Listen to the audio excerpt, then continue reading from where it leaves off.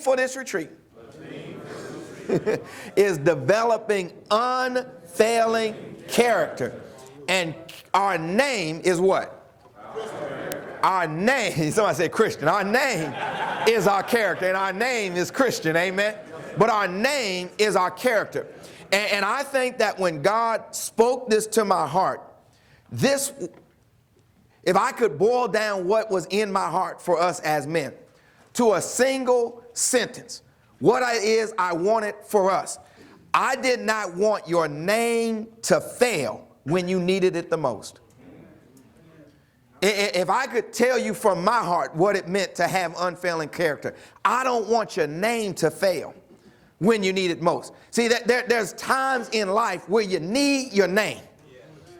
And at those times when you need your name the most, I don't want your name to let you down. And this whole retreat has been an expression of my heart that too often as men, when we need our name, you know, every day you don't need your name. But there comes times when you need your name. And in those moments, I don't want your name to fail. I'm going to tell a quick story that I think I probably told before. But I was at a men's meeting, and some of you were at that meeting.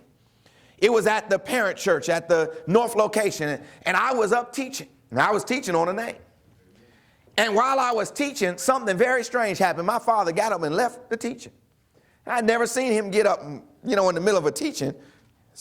And especially not mine. You know, I'm thinking, uh-oh, this not good, you know. But he got up and left out, and he came back, and there was some commotion going on, but I just kept teaching. What I did not realize is that while I was teaching, my firstborn, and at that point my only born, had fallen seriously ill. She had a temperature of 104 degrees, and it was rising. To just show you how fast it was rising, when I left that morning, she didn't have a fever.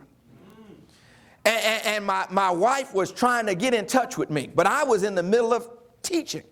And she knew I was in the middle of teaching, so she sent a message through the front desk to another person who finally came up to my father, and he went and called.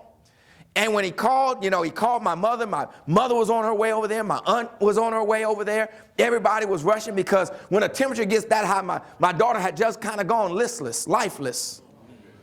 You know, she was just kind of glazed over.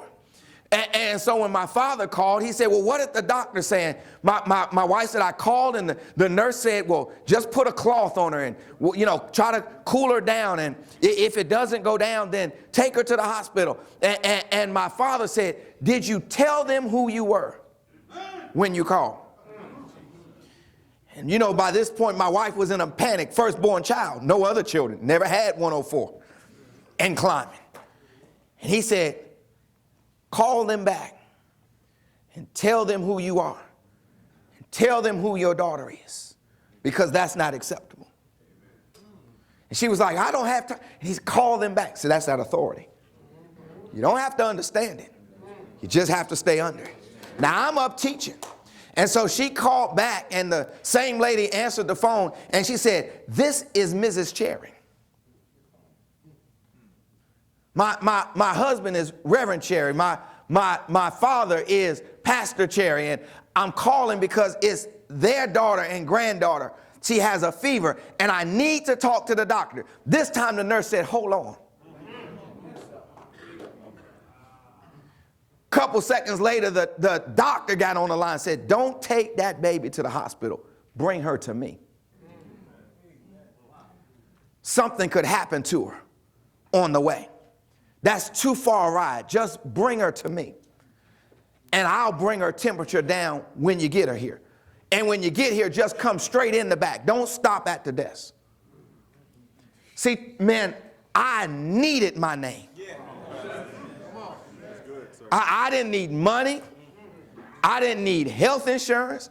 I needed my name. Only my name could help me in that moment.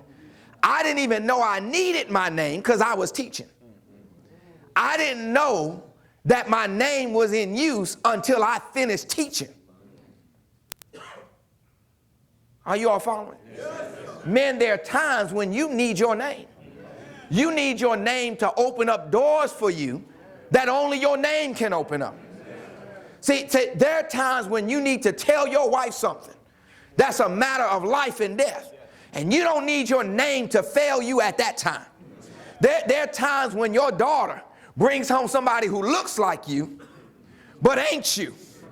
And that's no time to have your name fail on you and your daughter look at you and say, why am I going to listen to you?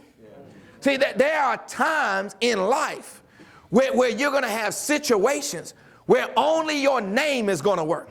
There are people in your family who are going to be at wit's end. They will have tried everything else, and their life is about to fail, and they need a word from the Lord. That's no time for your name to fail, because that's no time for you to open up your mouth and they say, what you telling me? See, there are times, brothers, where we need our name. And I just don't want our name to fail in that. And see, you can get lulled into a false sense of security because you don't need it every day.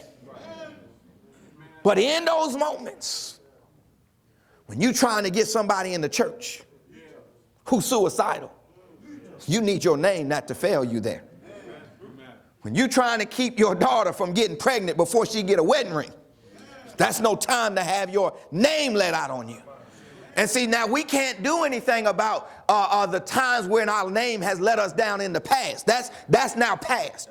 But we still got some present and some future in front of us. So I'm not dealing with all the past times your name let you down. Now we're building a name, starting for some.